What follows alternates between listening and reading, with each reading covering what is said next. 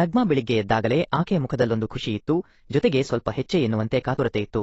ಏಕೆಂದರೆ ಅವಳ ಪ್ರೀತಿಯ ಅಂಕಲ್ ಸುಬ್ಬು ಈ ಸಂಜೆಗೆ ಮನೆಗೆ ಬರುತ್ತಿದ್ದಾರೆ. ಅವರ ಹೆಸರು ಕೇಳುತ್ತಿದ್ದಂತೆ ಶರ್ಮಿಳಾಳ ಗದ್ದೆ ಪೂರ್ತಿ ನೋಳೆ ತುಂಬಿ ಕೊಚ್ಚೆಯಾಗುತ್ತಿತ್ತು.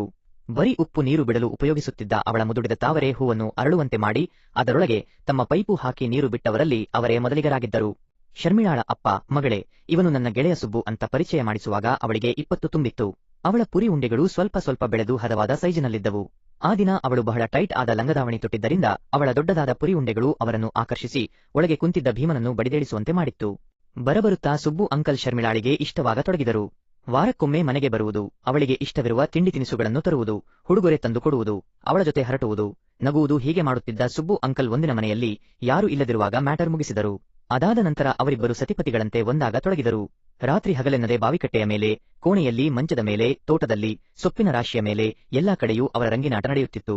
ಈಗ ಅದೇ ಸುಬ್ಬು ಅಂಕಲ್ ಸುಮಾರು ವರ್ಷಗಳ ಬಳಿಕ ಮನೆಗೆ ಬರುತ್ತಿದ್ದಾರೆಂದು ತಿಳಿದು ಮನಸ್ಸಲ್ಲಿ ಹಳೆಯ ಚಿತ್ರಣಗಳು ಮೂಡತೊಡಗಿದವು. ಮದುವೆಯಾದ ಮೇಲೆ ಗಂಡನ ಜೊತೆ ಎಷ್ಟು ಸಲ ಮಾಡಿಸಿಕೊಂಡರೂ ಸುಬ್ಬು ಅಂಕಲ್ನ ಜೊತೆ ಮಾಡಿಸಿಕೊಂಡಂತೆ ಆಗುತ್ತಿರಲಿಲ್ಲ. ಅದು ಅನುಭವವೋ ವಿಪರೀತ ಶಕ್ತಿಯೋ, ಒಟ್ಟಿನಲ್ಲಿ ಸುಬ್ಬು ಅಂಕಲ್ ಮಾಡೋದೇ ಸುಖ. ಅವರ ಜೊತೆ ಮಾಡಿಸಿಕೊಳ್ಳಬೇಕೆಂದು ಅವರ ಬರುವಿಕೆಗಾಗಿ ಶರ್ಮಿಳಾ ಕಾಯುತ್ತಿದ್ದಳು. ಅವರನ್ನು ನೋಡುವುದಕ್ಕೆ ಮುಂಚೆಯೇ ಅವಳ ಮನಸ್ಸು ಹಾರುತ್ತಿತ್ತು. ನಿರಾಶೆ ಮತ್ತು ಕುಚೇಷ್ಟೆ. ಆದರೆ ಸುಬ್ಬು ಅಂಕಲ್ ಬಂದೊಡನೆ ಹೇಳಿದ ಮಾತು ಶರ್ಮಿಳಾಗೆ ಸಿಡಿಲು ಬಡಿದಂತಾಯಿತು. ಶರ್ಮಿ, ನಿನ್ನನ್ನು ನೋಡಿ ತುಂಬಾ ಖುಷಿಯಾಯಿತು. ಆದರೆ ನಾನು ನಾಳೆ ಬೆಳಿಗ್ಗೆಯೇ ಹೊರಡಬೇಕಾಗಿದೆ, ಕೆಲಸದ ಕರೆ ಬಂತು ಅಂದರು. ಶರ್ಮಿಳಾಳ ಮುಖದಲ್ಲಿದ್ದ ನಗು ಒಮ್ಮೆಲೆ ಮಾಯವಾಯಿತು. ಅವಳ ಕಣ್ಣುಗಳು ಒಮ್ಮೆಲೆ ತೇವವಾದವು. ಏನಂಕಲ್ ಇಷ್ಟು ಬೇಗನೆ ಹೊರಟು ಬಿಟ್ರಾ? ನೀವು 3 ದಿನ ಇರ್ತೀನಿ ಅಂತ ಹೇಳಿದ್ರಿ ತಾನೆ ಅಂದಳು. ಅವಳ ಧ್ವನಿಯಲ್ಲಿ ನೋವು ತುಂಬಿತ್ತು. ಸುಬ್ಬು ಅಂಕಲ್ ಸುತ್ತಮುತ್ತ ಯಾರೂ ಇಲ್ಲದನ್ನು ಗಮನಿಸಿ ಅವಳ ಬ್ರೇಸ್ಟನ್ನು ಸೀರೆಯ ಮೇಲೆ ಒತ್ತುತ್ತಾ, ನಂಗೆ ಇರಬೇಕಂತ ಆಸೆ ಇದೆ, ಆದರೆ ಏನ್ ಮಾಡೋದು? ಕೆಲಸಕ್ಕೆ ಹೋಗದಿದ್ದರೆ ನನ್ನ ಕೆಲಸ ಹೋಗುತ್ತೆ ಅಂದರು. ಜೊತೆಗೆ ಅವಳ ಪುರಿಯುಂಡೆಗಳನ್ನ ಒತ್ತುತ್ತಾ, ಪರವಾಗಿಲ್ಲ, ನಿನ್ನ ಗಂಡ ಚೆನ್ನಾಗಿ ಕೆಲಸ ಮಾಡಿ ದೊಡ್ಡದು ಮಾಡಿದ್ದಾನೆ ಅಂದರು. ಶರ್ಮಿಳಾ ನಗುತ್ತಾ, ನಿಮ್ಮಷ್ಟೆಲ್ಲ ಬಿಡಿ ಅಂದಳು. ಆಗ ಅಂಕಲ್, ಈ ಸಲ ನಿನ್ನ ಚಪಾತಿಗಂತೂ ಮಾಡೋಕ್ಕಾಗಲ್ಲ, ಕೊನೆಗೆ ನೀನು ಕೈಯಾರೆ ಮಾಡೋ ಬಿರಿಯಾನಿಯನ್ನಾದರೂ ತಿಂದುಕೊಂಡು ಹೋಗ್ತೀನಿ ಅಂತ ನಗುತ್ತಾ ಹೇಳಿದರು. ಆದರೆ ಶರ್ಮಿಳಾಗೆ ಸಮಾಧಾನ ಸಿಗಲಿಲ್ಲ. ಆಕೆಗೆ ಒಳಗೊಳಗೆ ಅಳು ಬಂತು, ಆದರೆ ಅಳಲಿಲ್ಲ. ಅಂಕಲ್ಗೆ ಫೇವರಿಟ್ ಆಗಿರೋ ದೊನ್ನೆ ಬಿರಿಯಾನಿ ಮಾಡಲು ನಿರ್ಧರಿಸಿದಳು. ಮನೆಯ ಬೇರೆ ಕೆಲಸಗಳನ್ನೆಲ್ಲ ಬದಿಗಿಟ್ಟು ಶರ್ಮಿಳಾ ಅಡುಗೆ ಮನೆಗೆ ನುಗ್ಗಿದಳು. ಚಿಕನ್ ಕತ್ತರಿಸಿ, ಅಕ್ಕಿ ತೊಳೆದು, ಮಸಾಲೆ ಪುಡಿ ತಯಾರಿಸಿದಳು. ಪ್ರತಿಕ್ರಿಯೆಯಲ್ಲೂ ಒಂದು ಆತುರತೆ ಮತ್ತು ನಿರಾಶೆಯಿತ್ತು. ಅಂಕಲ್ ನಾಳೆ ಹೋಗುತ್ತಾರೆನ್ನುವುದು ಮತ್ತೆ ಮತ್ತೆ ನೆನಪಾಗುತ್ತಿತ್ತು. ಅವರ ಜೊತೆ ಕಳೆದ ಸುಂದರ ಕ್ಷಣಗಳು ನೆನಪಾಗುತ್ತಿದ್ದವು. ನಿರೀಕ್ಷೆ ಮತ್ತು ನಿರಾಸೆ. ಸಂಜೆ 6 ಗಂಟೆಗೆ ಮನೆಯ ತುಂಬ ಒಂದು ಸುಗಂಧ ಹರಡಿತು. ಚಿಕನ್ ಬಿರಿಯಾನಿ ಸಿದ್ಧವಾಗಿತ್ತು. ಶರ್ಮಿಳಾ ಅದನ್ನು ಎಚ್ಚರಿಕೆಯಿಂದ ಪಾತ್ರೆಯಲ್ಲಿ ಅಲಂಕರಿಸಿದಳು. ಅಷ್ಟರಲ್ಲಿ ಅವಳ ಗಂಡ ರಾಜೀವ್ ಕೆಲಸದಿಂದ ಬಂದ. ಅವನ ಜೊತೆಗೆ ಅವಳ ಅತ್ತೆ ಮಾವಂದಿರು ಬಂದರು. ಸುಬ್ಬು ಅಂಕಲ್ ಅವರೆಲ್ಲರನ್ನೂ ನೋಡಿ ಖುಷಿಯಾದ. ಎಲ್ಲರೂ ಒಟ್ಟಿಗೆ ಕುಳಿತು ಊಟ ಮಾಡಿದರು. ಊಟ ಮುಗಿದ ಮೇಲೆ ಎಲ್ಲರೂ ಸ್ವಲ್ಪ ಹೊತ್ತು ಹರಟೆ ಹೊಡೆದು ಮಲಗಲು ಹೋದರು.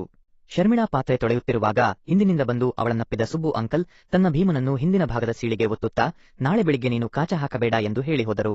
ಯಾಕವರು ಹಾಗೆ ಹೇಳಿದರು ಅನ್ನೋ ಪ್ರಶ್ನೆ ತಲೆಯಲ್ಲಿ ಕೊರೆಯುತ್ತಿದ್ದರೂ ಅವರ ಭೀಮನ ಸ್ಪರ್ಶ ಹೊಸ ಆಸೆಯನ್ನು ತಂದಿತು. ಅವಳು ಬೇಗ ಬೇಗ ಪಾತ್ರೆ ತೊಳೆದು ಕೋಣೆಗೆ ಹೋಗಿ ಗಂಡನ ಬಳಿ ನನಗೆ ಮಾಡಿ ಅಂತ ಬಾಳೆದಿಂಡುಗಳನ್ನು ಅಗಲಿಸಿ ಹೂವು ತೋರಿಸಿದಳು. ಆದರೆ ಅವನು ಸುಮ್ಮನೆ ಮಲ್ಕೋಳೆ ಅಂತ ಗದರಿಸಿದನು. ಅವಳಿಗೆ ಭಾವನೆಗಳ ಆಕ್ರಮಣದಿಂದ ತಪ್ಪಿಸಿಕೊಳ್ಳಲು ಆಗುತ್ತಿರಲಿಲ್ಲ. ಹಾಗಾಗಿ ಅಂಕಲ್ ಕೋಣೆಗೆ ಹೋಗಲೇ ಎಂದು ಭಾವಿಸಿದಳು. ಆದರೆ ಗಂಡನ ಮೂಗಿನ ತುದಿಯಲ್ಲಿರೋ ಕೋಪವನ್ನು ನೆನೆದು ಬೇಡವೆಂದು ಕಂಟ್ರೋಲ್ ಮಾಡಿಕೊಂಡು ಸುಮ್ಮನೆ ಮಲಗಿದಳು. ಬಯಕೆಗಳ ಹೋರಾಟ. ಬೆಳಿಗ್ಗೆಯಾಗುತ್ತಿದ್ದಂತೆ ಎದ್ದ ಶರ್ಮಿಳಾ ಅಂಕಲ್ಗಾಗಿ ಬಿಸಿಬೇಳೆ ಬಾತ್ ರೆಡಿ ಮಾಡಿದಳು. ಅಷ್ಟರಲ್ಲಿ ಅಂಕಲ್ ಹಿಂದಿನ ರಾತ್ರಿ ಹೇಳಿದ ಮಾತು ನೆನಪಾಗಿ ಅಡುಗೆ ಮನೆಯಲ್ಲಿ ಕಾಚಾ ಬಿಚ್ಚಿ ತನ್ನ ಕೋಣೆಗೆ ಹೋಗಿ ಇಟ್ಟು ಬಂದಳು. ನಂತರ ಎಲ್ಲರೂ ಒಟ್ಟಾಗಿ ಕುಳಿತು ತಿಂಡಿ ತಿನ್ನಲು ಶುರು ಮಾಡಿದರು. ಶರ್ಮಿಳಾ ಮತ್ತು ಸುಬ್ಬು ಅಂಕಲ್ ಎದುರು ಬದುರಾಗಿ ಕುಳಿತಿದ್ದರು. ತಮ್ಮ ಕಾಲುಗಳ ಮೂಲಕ ಅವಳ ಕಾಲನ್ನು ಸ್ಪರ್ಶಿಸಿದ ಅವರು ಮೆಲ್ಲನೆ ತೊಡೆಯತ್ತ ತಂದರು. ಆಗ ಶರ್ಮಿಳಾಗೆ ಸುಬ್ಬು ಅಂಕಲ್ನ ಉದ್ದೇಶ ಗೊತ್ತಾಗುತ್ತೆ. ಅವಳು ತನ್ನ ಬಾಳೆದಿಂಡುಗಳನ್ನು ಕೂತಲ್ಲಿಯೇ ಅಗಲಿಸಿದಳು. ಅವರ ಕಾಲು ಅವಳ ಹೂವಿನತ್ತ ಹೋಗಿ ಹೆಬ್ಬೆರಳೊಂದು ಸಂಧಿಯನ್ನು ತಾಗಿತು. ಆಗ ಅವಳ ಗದ್ದೆ ಮತ್ತೊಮ್ಮೆ ಕೊಚ್ಚೆಯಾಯಿತು. ಅವಳು ಅದು ಯಾವಾಗ ಒಳಗೆ ಹೋಗುತ್ತೋ ಅಂತ ಕಾಯುತ್ತಿದ್ದಳು. ಅಷ್ಟರಲ್ಲಿ ಒಂದು ಬೆರಳು ಸರಕ್ಕನೆ ಒಳನುಗ್ಗಿತು. ಅವಳು ಕಿರುಚಿಕೊಂಡಳು. ಏನಾಯಿತು ಅಂತ ಕೇಳಿದಾಗ ತಿನ್ನುವಾಗ ನಾಲಿಗೆ ಕಚ್ಚಿಕೊಂಡೆ ಎಂದು ಸಂಭಾಳಿಸಿದಳು. ಎಲ್ಲರೂ ತಿಂಡಿ ತಿಂದು ಹೋದರು. ಅವರಿಬ್ಬರದ್ದು ಮುಗಿದಿರಲಿಲ್ಲ. ಇನ್ನೂ ಹಾಗೆಯೇ ಇದ್ದರೆ ಸಂಶಯ ಬರುತ್ತೆಂದು ಎದ್ದರು. ಸುಬ್ಬು ಅಂಕಲ್ನ ಕಾಲು ಪೂರ್ತಿ ನೋಳೆಯಾಗಿತ್ತು. ಅವರು ಅದನ್ನು ಚೆನ್ನಾಗಿ ತೊಳೆದರು. ನಂತರ ಅವರು ನಾನು ಹೊರಡುತ್ತೀನಿ ಅಂತ ಸಿದ್ಧವಾಗಿ ನಿಂತರು. ಎಲ್ಲರೂ ಅವರನ್ನು ಕರೆದುಕೊಂಡು ಬಾಗಿಲಿನವರೆಗೆ ಬಂದರು. ಶರ್ಮಿಳಾಳ ಕಣ್ಣುಗಳಲ್ಲಿ ನೀರು ತುಂಬಿತ್ತು. ಅಂಕಲ್ ಅವಳನ್ನು ಬಿಗಿಯಾಗಿ ಅಪ್ಪಿಕೊಂಡು ಇನ್ನೊಂದು ಸಲ ಬಂದು ನಿನ್ನ ಹೂವಿಗೆ ಸರಿಯಾಗಿ ಮಾಡುತ್ತೇನೆಂದು ಕಿವಿಯಲ್ಲಿ ಹೇಳಿ ಹೋದರು. ಕಾರು ದೂರ ದೂರ ಹೋಗುವವರೆಗೂ ಎಲ್ಲರೂ ನಿಂತಿದ್ದರು. ಕಾರು ಮರೆಯಾದಾಗ ಶರ್ಮಿಳಾ ಒಳಗೆ ನುಗ್ಗಿದಳು. ಒಂದು ದೊಡ್ಡ ನಿಟ್ಟುಸಿರು ಬಿಟ್ಟಳು. ಮನಸ್ಸು ಭಾರವಾಗಿತ್ತು. ಜೊತೆಗೆ ಅವಳಿಗೆ ಭಾವನೆಗಳ ಪ್ರವಾಹವನ್ನು ತಡೆಯಲಾಗುತ್ತಿರಲಿಲ್ಲ. ಯಾರಾದರೂ ಇದ್ದಿದ್ದರೆ ಅವರ ಜೊತೆ ಮಾಡಿಸಿಕೊಳ್ಳಬಹುದಿತ್ತು ಅಂದುಕೊಳ್ಳುತ್ತಿದ್ದಳು. ಒಳಗೊಳಗೆ ಏನೋ ಗೊಂದಲ, ಭಾವನೆಗಳ ಗುಂಪು ಆಕೆಯನ್ನು ಸುತ್ತುವರೆದಿತ್ತು. ಅವಳು ಒಂದು ಪಾತ್ರೆಯನ್ನು 2 ಬಾರಿ ತೊಳೆದಳು. ಮತ್ತೊಂದು ಪಾತ್ರೆ ಕೈಯಿಂದ ಜಾರಿಬಿದ್ದು ಒಡೆದು ಹೋಯಿತು. ಸಾಕು, ನನ್ನನ್ನು ಕಾಡಬೇಡಿ ಎಂದು ಒಳಗೊಳಗೆ ಕಿರುಚಿಕೊಂಡಳು. ನಿಜವಾಗಲೂ ಆಕೆಗೆ ತನ್ನ ಮನಸ್ಸನ್ನು ನಿಯಂತ್ರಿಸಲು ಸಾಧ್ಯವಾಗುತ್ತಿರಲಿಲ್ಲ. ರೂಪೇಶ್ನ ಪ್ರವೇಶ. ತೊಳೆಯುವುದನ್ನು ಅರ್ಧಕ್ಕೆ ನಿಲ್ಲಿಸಿ ಅವಳು ತನ್ನ ಬೆಡ್ರೂಮಿಗೆ ಹೋದಳು. ಬಾಗಿಲು ತೆರೆದು ಒಳಗೆ ಹೋಗಿ ತಕ್ಷಣ ಅದನ್ನು ಹಿಂದಕ್ಕೆ ತಳ್ಳಿದಳು. ತನ್ನ ಟೇಬಲ್ನ ಡ್ರಾಯರ್ ತೆರೆದು ಅದರೊಳಗೆ ಮರೆ ಮಾಡಿಟ್ಟಿದ್ದ ಒಂದು ಹಳೆಯ ಡೈರಿಯನ್ನು ಹೊರತಂದಳು. ಅದರ ಪುಟಗಳನ್ನು ವೇಗವಾಗಿ ತಿರುಗಿಸಿದಳು. ಒಂದು ಫೋಟೋ ಉದುರಿತು. ಅದನ್ನು ಎಚ್ಚರಿಕೆಯಿಂದ ತೆಗೆದುಕೊಂಡಳು. ಫೋಟೋದಲ್ಲಿ ಒಬ್ಬ ಯುವಕ ನಗುತ್ತಾ ನಿಂತಿದ್ದ. ಅವನ ಹೆಸರು ರೂಪೇಶ್. ಅವನ ಕಣ್ಣುಗಳಲ್ಲಿ ಒಂದು ಹುಮ್ಮಸ್ಸು ಮತ್ತು ಮುಖದ ಮೇಲೊಂದು ನಿರ್ಭಯ ಭಾವವಿತ್ತು. ಆಕೆಯ ಹೃದಯದ ಬಡಿತ ಹೆಚ್ಚಾಯಿತು. ಅವಳ ಬೆರಳುಗಳು ರೂಪೇಶನ ಮುಖದ ಮೇಲೆ ಸವಾರಿ ಮಾಡಿದವು. ನಂತರ ಅವಳು ಆ ಫೋಟೋವನ್ನು ತನ್ನ ತುಟಿಗಳಿಗೆ ತಾಗಿಸಿ ಕಣ್ಣು ಮುಚ್ಚಿಕೊಂಡು ರೂಪೇಶ್ ಎಂದು ಮೆಲ್ಲಗೆ ಗುಣುಗುಟ್ಟಿದಳು. ನಂತರ ಆ ಫೋಟೋವನ್ನು ನೋಡುತ್ತಾ, ನೀನೆಷ್ಟು ಸುಂದರವಾಗಿದ್ದೀಯೋ, ಬಾರೋ, ನನಗೆ ಮಾಡು ಬಾ ಅನ್ನುತ್ತಾ ತನ್ನ ಮೈ ಮೇಲಿರುವ ಎಲ್ಲವನ್ನು ಕಳಚಿ ಎಸೆದು ಆ ಫೋಟೋವನ್ನು ಅವಳ ಹೂವಿಗೆ ಉಜ್ಜುತ್ತಾ ರೂಪೇಶ್ ಎನ್ನುತ್ತಾ ಅವನ ಜಪ ಮಾಡತೊಡಗಿದಳು. ಆದರೆ ಅದವಳಿಗೆ ಅಷ್ಟೊಂದು ಮಜಾ ಕೊಡಲಿಲ್ಲ. ಹಾಗಾಗಿ ಅವಳು ಫೋಟೋವನ್ನು ಡೈರಿಯಲ್ಲಿರಿಸಿ ಡ್ರಾಯರ್ ಒಳಗೆ ಹಾಕಿದಳು. ಮನಸ್ಸೊಂದು ತೀರ್ಮಾನಕ್ಕೆ ಬಂದಿತ್ತು. ಸುಮ್ಮನೆ ಕುಳಿತುಕೊಳ್ಳಲು ಆಗುತ್ತಿರಲಿಲ್ಲ. ಅಪೇಕ್ಷೆಗಳು ಮತ್ತು ಹೊಸ ಸಂಬಂಧ. ಅವಳು ತನ್ನ ಮೊಬೈಲ್ ತೆಗೆದುಕೊಂಡು ರೂಪೇಶ್ ಹೆಸರಿನ ಮೇಲೆ ತನ್ನ ಬೆರಳನ್ನು ಒತ್ತಿದಳು. ಫೋನ್ ರಿಂಗ್ ಆಗತೊಡಗಿತು. 2 ರಿಂಗ್ ಆದ ಮೇಲೆ ರೂಪೇಶ್ ಕಾಲ್ ರಿಸೀವ್ ಮಾಡಿ ಹೇಳಿ ಆಂಟಿ ಅಂದ. ಆಗ ಶರ್ಮಿಳಾ, ಹಲೋ, ನೀನೀಗ ಬಿಸಿಯಾಗಿದ್ದೀಯಾ ಅಂತ ಕೇಳಿದಳು. ಅದಕ್ಕವನು, ಇಲ್ಲ, ಫ್ರೀ ಆಗಿದ್ದೀನಿ ಅಂತ ಉತ್ತರಿಸಿದ. ಆಗ ಶರ್ಮಿಳಾ, ನನಗೊಂದು ಸಹಾಯ ಮಾಡ್ತೀಯಾ? ನನ್ನ ಲ್ಯಾಪ್ಟಾಪ್ನಲ್ಲಿ ಏನೋ ತೊಂದರೆಯಾಗಿದೆ. ನೀನು ನಮ್ಮ ಮನೆಗೆ ಬಂದು ಏನಾಗಿದೆ ಅಂತ ನೋಡ್ತೀಯಾ ಅಂದಳು. ಆಕೆಯ ಧ್ವನಿಯಲ್ಲಿ ಒಂದು ತುಂಬಾ ಸೂಕ್ಷ್ಮವಾದ ನಡುಕವಿತ್ತು. ಸ್ವಲ್ಪ ಸಮಯ ಮೌನವಾಗಿದ್ದ ರೂಪೇಶ್, ಸರಿ, ಯಾವಾಗ ಬರಲಿ ಅಂತ ಕೇಳಿದ. ಈಗಲೇ ಬಾ, ಯಾಕಂದ್ರೆ ನಾಳೆ ಬೇರೆ ಕೆಲಸ ಇದೆ ಎಂದು ಶರ್ಮಿಳಾ ಹೇಳಿದಳು. ಓಕೆ, ಅರ್ಧ ಗಂಟೆಯೊಳಗೆ ಬರುತ್ತೇನೆಂದು ರೂಪೇಶ್ ಹೇಳಿದ. ಥ್ಯಾಂಕ್ಸ್ ರೂಪೇಶ್ ಎಂದು ಹೇಳಿ ಫೋನ್ ಕಟ್ ಮಾಡಿದಾಗ ಶರ್ಮಿಳಾಳ ಎದೆ ಬಡಿತ ಹೆಚ್ಚಿತು. ಅವಳು ಕನ್ನಡಿಯ ಮುಂದೆ ನಿಂತು ತಲೆಗೂದಲನ್ನು ಸರಿಪಡಿಸಿಕೊಂಡು ಸ್ವಲ್ಪ ಲಿಪ್ಸ್ಟಿಕ್ ಹಚ್ಚಿಕೊಂಡಳು ಮತ್ತು ಉತ್ತಮವಾದ ಪರ್ಫ್ಯೂಮ್ ಅನ್ನು ಸಿಂಪಡಿಸಿಕೊಂಡಳು. ಅದರ ಸುವಾಸನೆ ಕೋಣೆಯ ತುಂಬಾ ಹರಡಿತು. ಅವಳು ಒಂದು ಸರಳವಾದ ಆದರೆ ಸೊಗಸಾದ ಸೀರೆ ಧರಿಸಿದಳು. ಆದರೆ ಪುರಿಯುಂಡೆಗಳು ಅರ್ಧ ತೋರುವಂತಹ ರವಿಕೆಯನ್ನು ಧರಿಸಿದ್ದಳು. ಅವಳಿಗೆ ತನ್ನನ್ನು ನೋಡಿ ಒಳಗೊಳಗೆ ಒಂದು ಕಳವಳವೂ ಇತ್ತು, ಒಂದು ಉತ್ಸಾಹವೂ ಇತ್ತು. ಅರ್ಧ ಗಂಟೆಯ ನಂತರ ಕಾಲಿಂಗ್ ಬೆಲ್ ಶಬ್ದವಾಯಿತು. ಶರ್ಮಿಳಾ ಹೆಚ್ಚಾದ ತನ್ನ ಹೃದಯ ಬಡಿತವನ್ನು ತಡೆದುಕೊಂಡು ಬಾಗಿಲು ತೆರೆದಳು. ರೂಪೇಶ್ ಹೊರಗೆ ನಿಂತಿದ್ದ. ಅವನು ಸರಳವಾಗಿ ಡ್ರೆಸ್ ಮಾಡಿದ್ದ. ಆದರೆ ಶರ್ಮಿಳಾಳ ಸುವಾಸನೆ ಮತ್ತು ಅರ್ಧ ತೋರುತ್ತಿರುವ ಉಂಡೆಗಳನ್ನು ನೋಡಿ ಅವನ ಗೆಣಸು ಮೇಲಕ್ಕೆ ಅವನ ಮುಖದ ಮೇಲೆ ಒಂದು ಅಚ್ಚರಿಯ ನಗು ಮೂಡಿತು. ಹಾಯ್, ಒಳಗೆ ಬಾ ಎಂದು ಶರ್ಮಿಳಾ ನಕ್ಕಳು. ರೂಪೇಶ್ ಒಳಗೆ ಬಂದು, ಲ್ಯಾಪ್ಟಾಪ್ ಎಲ್ಲಿದೆ, ಏನಾಯಿತು ಎಂದು ನೇರವಾಗಿ ಕೆಲಸದ ಬಗ್ಗೆ ಕೇಳಿದ. ಶರ್ಮಿಳಾ ಮುಚ್ಚಿದ ಬಾಗಿಲಿನತ್ತ ನೋಡಿ ತನ್ನ ರೂಮಿನ ಕಡೆಗೆ ಬೆರಳು ತೋರಿಸಿದಳು. ರೂಪೇಶ್ ಅವಳನ್ನು ಹಿಂಬಾಲಿಸಿದ. ಕೋಣೆಯಲ್ಲಿ ಲ್ಯಾಪ್ಟಾಪ್ ಟೇಬಲ್ ಮೇಲಿತ್ತು. ರೂಪೇಶ್ ತಿರುಗಿ ನೋಡಿ, ಸರಿ, ಇದನ್ನು ಆನ್ ಮಾಡಿ ನೋಡೋಣ ಎಂದ.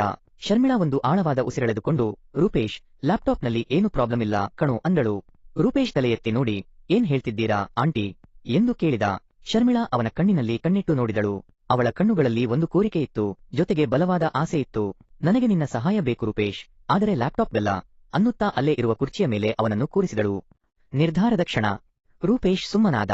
ಆವರಣದಲ್ಲಿ ಒಂದು ಗಾಢವಾದ ಮೌನವಿತ್ತು. ಕಿಟಕಿಯ ಹೊರಗೆ ಸಂಜೆಯ ಕತ್ತಲು ಕವಿಯುತ್ತಿತ್ತು. ಕೋಣೆಯಲ್ಲಿ ಶರ್ಮಿಳಾಳ ಪರ್ಫ್ಯೂಮ್ನ ಸುವಾಸನೆ ತುಂಬಿತ್ತು. ಅವಳು ಹತ್ತಿರ ಬಂದು, ನನಗೆ ತಡೆಯಲಾಗುತ್ತಿಲ್ಲರೂ ರೂಪೇಶ್ ಎಂದು ಮೆಲ್ಲನೆ ಹೇಳಿದಳು. ಧ್ವನಿ ಸ್ವಲ್ಪ ಒಡೆದು ಹೋಗುವಂತಿತ್ತು. ರೂಪೇಶ್ಗೆ ಎಲ್ಲವೂ ಅರ್ಥವಾಯಿತು. ಶರ್ಮಿಳಾ ಹೀಟ್ಗೆ ಬಂದಿರೋದು ಅವನಿಗೆ ಗೊತ್ತಾಯಿತು. ಕೋಣೆಯಲ್ಲಿ ಅಲ್ಲೇ ಪಕ್ಕದಲ್ಲಿ ಬಾಳೆಹಣ್ಣಿನ ಗೊನೆ ಇತ್ತು. ಅವಳು ಒಂದು ಬಾಳೆಹಣ್ಣು ತಿನ್ನುತ್ತಾ ಇನ್ನೊಂದನ್ನು ರೂಪೇಶ್ಗೆ ಕೊಟ್ಟಳು. ಅವನು ಕೂಡ ಬಾಳೆಹಣ್ಣು ತಿನ್ನಲು ಶುರು ಮಾಡಿದ. ನಂತರ ಅವನ ಚಡ್ಡಿ ಕಳಚಿದ.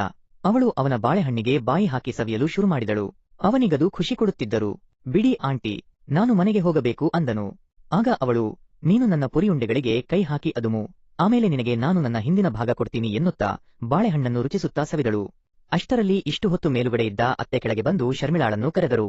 ಅವಳು ಬೇಗನೆ ಎಲ್ಲವನ್ನೂ ಸರಿಮಾಡಿಕೊಂಡು ಅವನಿಗೆ ಹೊರಗೆ ಬರದಂತೆ ಹೇಳಿ, ಅವಳು ಹೊರಗಡೆ ಬಂದು ಬಾಗಿಲು ಹಾಕಿ, ಏನತ್ತೆ ಅಂತ ಕೇಳಿದಳು. ಕಾಲಿಂಗ್ ಬೆಲ್ ಆಯ್ತಲ್ಲ, ಯಾರು ಬಂದಿದ್ರು ಅಂತ ಅತ್ತೆ ಕೇಳಿದಾಗ ಫ್ಲಿಪ್ಕಾರ್ಟ್ನಲ್ಲಿ ಆರ್ಡರ್ ಇತ್ತೆ, ಡೆಲಿವರಿ ಬಾಯ್ ಬಂದಿದ್ದ ಎಂದು ಸುಳ್ಳು ಹೇಳಿದಳು. ಓ ಹೌದಾ, ನಾನು ಮತ್ತೆ ನಿಮ್ಮ ಮಾವ ಪಾರ್ಟಿಗೆ ಹೋಗುತ್ತಿದ್ದೇವೆ, ಬರೋದು ಲೇಟ್ ಆಗುತ್ತೆ ಅಂದರು. ಅದನ್ನ ಕೇಳಿ ಖುಷಿಗೊಂಡ ಶರ್ಮಿಳಾ, ಸರಿ ಅತ್ತೆ, ಜಾಗ್ರತೆಯಾಗಿ ಹೋಗಿ ಬನ್ನಿ ಎಂದಳು. ಅವರು ಕಾರಿನಲ್ಲಿ ಹೋದದ್ದನ್ನು ನೋಡಿದ ಶರ್ಮಿಳಾ ಕೋಣೆಯೊಳಗೆ ಬಂದಳು. ಬಂದು ನೋಡಿದಾಗ ರೂಪೇಶ್ ಹಾಗೆಯೇ ಕುಳಿತಿದ್ದ. ಅವನ ಗೆಣಸು ತಯಾರಾಗಿತ್ತು. ಮತ್ತೊಮ್ಮೆ ಅದಕ್ಕೆ ಬಾಯಿ ಹಾಕಿದ ಶರ್ಮಿಳಾ ಚೆನ್ನಾಗಿ ಸವಿದಳು. ನಾನು ಒಂಟಿಯಾಗಿದ್ದೇನೆ ರೂಪೇಶ್, ನನ್ನ ಮನಸ್ಸು ತುಂಬಾ ಗೊಂದಲಮಯವಾಗಿದೆ ಎಂದು ಹೇಳುತ್ತಾ ಅವಳು ಅವನ ತೋಳನ್ನು ಹಿಡಿದಳು. ಅವಳ ಸ್ಪರ್ಶ ಬೆಚ್ಚಗಿತ್ತು. ರೂಪೇಶ್ ಮತ್ತೆ ಸುಮ್ಮನಾದ. ಅವನ ಮುಖದ ಮೇಲೆ ಒಂದು ಹೋರಾಟ ನಡೆಯುತ್ತಿತ್ತು. ಇದು ಸರಿ ಅಲ್ಲವೆಂದು ಅವನಿಗೆ ತಿಳಿದಿತ್ತು. ಆದರೆ ಶರ್ಮಿಳಾ ಅವನ ಮುಂದೆ ನಿಂತಿದ್ದಳು. ಅವಳ ಸ್ಪರ್ಶದಲ್ಲಿ ಬೇಡಿಕೆಯಿತ್ತು. ಅವನು ಕೂಡ ಅವಳನ್ನು ದೂರದಿಂದಲೇ ನೋಡಿ ಇಷ್ಟಪಟ್ಟಿದ್ದ. ಅವಳೀಗ ಅವನನ್ನು ಬಯಸಿ ಬಂದಿದ್ದಾಳೆ. ಅವನೊಂದು ಆಳವಾದ ಉಸಿರೆಳೆದುಕೊಂಡು ಆಟವಾಡಲು ಸಿದ್ಧನಾದ. ಅವರು ಅವಳ ಹಾಸಿಗೆಯತ್ತ ಸಾಗಿದರು. ಉಡುಪುಗಳು ಜಾರಿಬಿದ್ದವು. ಚರ್ಮದ ಮೇಲೆ ಚರ್ಮ ಸವಿದಾಡಿತು. ಹಾವು ಹುತ್ತದೊಳಗೆ ಹೋಯಿತು. ಉಸಿರಾಟಗಳು ತ್ವರಿತಗೊಂಡವು. ಇಂಗಿತಗಳಿಗೆ ಮಾತಿಲ್ಲದೆ ಪ್ರತಿಕ್ರಿಯಿಸಿದರು. ಕೊನೆಯಲ್ಲಿ ಎಲ್ಲವೂ ಮುಗಿದಾಗ ನೀರು ಬಾವಿಯೊಳಗೆ ಹೋಯಿತು. ಜೀವನದ ಪಾಠ. ಹೊರಗೆ ಸಂಪೂರ್ಣ ಕತ್ತಲಾಗಿತ್ತು. ಕೋಣೆಯಲ್ಲಿ ಮಾತ್ರ ಚಂದ್ರನ ಬೆಳಕು ಸ್ವಲ್ಪ ಮಟ್ಟಿಗೆ ಒಳಸೇರಿತ್ತು. ಮೌನ ಕೆಲವು ನಿಮಿಷಗಳ ಕಾಲ ನೆಲೆಸಿತು. ನಂತರ ಶರ್ಮಿಳಾ ಮೆಲ್ಲನೆ ಎದ್ದು ಕುಳಿತಳು. ಅವಳ ಮನಸ್ಸು ಈಗ ಮತ್ತೆ ಕೆಲಸಕ್ಕೆ ಮರಳಿತು. ಅವಳು ಹೆದರುತ್ತಿದ್ದಳು. ನಾವು ಹೆಚ್ಚು ಹೊತ್ತು ಹೀಗಿರಬಾರದು ಎಂದಳು. ರೂಪೇಶ್ ಕೂಡ ಎದ್ದು ಕುಳಿತ. ಅವನು ಕೂಡ ವಾಸ್ತವಕ್ಕೆ ಹಿಂದಿರುಗಿದ್ದ. ಏನು ಮಾಡಿದ್ದೇವೆ ಎಂಬುದರ ತೂಕ ಅವನ ಮೇಲೆ ಬೀಳಲು ಪ್ರಾರಂಭಿಸಿತು. ಆದರೆ ಅದರ ಜೊತೆಗೆ ಶರ್ಮಿಳಾಳೊಂದಿಗಿನ ಆ ಸಾಮೀಪ್ಯದ ನೆನಪು ಕೂಡ ಇತ್ತು. ಅವರು ಮೌನವಾಗಿ ಉಡುಪುಗಳನ್ನು ಧರಿಸಿದರು. ಶರ್ಮಿಳಾ ಕಿಟಕಿಯ ಹೊರಗೆ ಏನಾದರೂ ಇದೆಯೇ ಎಂದು ಎಚ್ಚರಿಕೆಯಿಂದ ನೋಡಿ, ನೀನೀಗ ಹೊರಡಬಹುದು, ಯಾರು ನೋಡಲ್ಲ ಎಂದಳು. ರೂಪೇಶ್ ಬಾಗಿಲಿನತ್ತ ಹೆಜ್ಜೆ ಇಡುತ್ತಾ ತಿರುಗಿ ನೋಡಿ ಮೌನವಾಗಿ ಹೊರಟು ಹೋದ. ಕೆಲವು ದಿನಗಳ ನಂತರ ಅವನಿಗೆ ದುಬೈಯಲ್ಲಿ ಕೆಲಸ ಸಿಗುತ್ತೆ. ಆ ವಿಷಯವನ್ನು ಶರ್ಮಿಳಾಗೆ ಹೇಳಿದಾಗ ಅವಳು ತುಂಬಾನೇ ಖುಷಿಪಟ್ಟಳು. ಜೊತೆಗೆ ಅವನು ದೂರ ಹೋಗುತ್ತಿದ್ದಾನೆ ಅಂತ ಬೇಸರ ಕೂಡ ಆಯಿತು. ಜೀವನದಲ್ಲಿ ಉದ್ಧಾರವಾಗಬೇಕು ಅಂದರೆ ಊರು ಬಿಡಬೇಕು ಅನ್ನೋದು ಅವಳಿಗೂ ಕೂಡ ತುಂಬಾನೇ ಚೆನ್ನಾಗಿ ಗೊತ್ತಿತ್ತು. ಹಾಗಾಗಿ ಅವಳು ಅವನನ್ನು ತಡೆಯಲಿಲ್ಲ. ಅವನು ದುಬೈಗೆ ಹೋದ ಮೇಲೆ ಅವಳು ಬಿಕ್ಕಿ ಬಿಕ್ಕಿ ಅತ್ತಳು. ಆದರೆ ಅಲ್ಲಿ ರೂಪೇಶನ ಜೀವನ ಸೆಟಲ್ ಆಯಿತು. ಒಬ್ಬ ಬಡ ಕುಟುಂಬದಲ್ಲಿ ಹುಟ್ಟಿದ ಅವನು ದೊಡ್ಡ ಸಾಧನೆ ಮಾಡಿದ. ಸಾಧನೆಗೆ ಬಡತನ ಅಡ್ಡ ಬರಲ್ಲ ಅನ್ನೋದಕ್ಕೆ ಈ ಕಥೆ ಸಾಕ್ಷಿಯಾಗಿದೆ. ಕಥೆ ಇಲ್ಲಿಗೆ ಮುಗಿಯುತ್ತದೆ. ಕಥೆ ಇಷ್ಟವಾಗಿದ್ದರೆ ಲೈಕ್, ಶೇರ್, ಕಮೆಂಟ್ ಮಾಡುವುದನ್ನು ಮರೆಯಬೇಡಿ. ಇಂತಹ ಇನ್ನಷ್ಟು ಇಂಟರೆಸ್ಟಿಂಗ್ ಕಥೆಗಳಿಗಾಗಿ ನನ್ನ ಚಾನೆಲ್ ಅನ್ನು ಸಬ್ಸ್ಕ್ರೈಬ್ ಮಾಡಿಕೊಳ್ಳಿ.